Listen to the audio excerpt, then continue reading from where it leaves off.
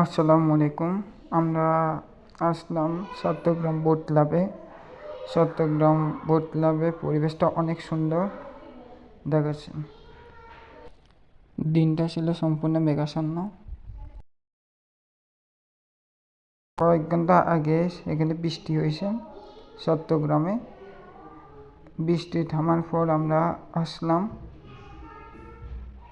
বৃষ্টি আসার পরে পরিবেশটা বাতাস এবং মেঘাচ্ছন্ন দেখাচ্ছে। ওইখানে নদীতে দেখা যাচ্ছে জাহাজ।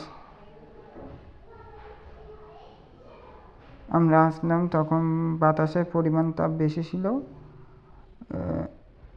পাশে সাগরের জাহাজ শুনতেছে।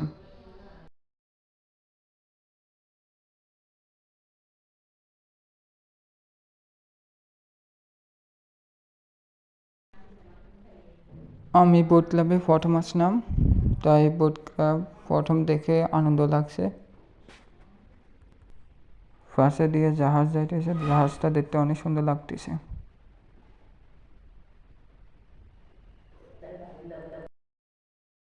এখানে লোকজন আজকে পরিমাণটা কম।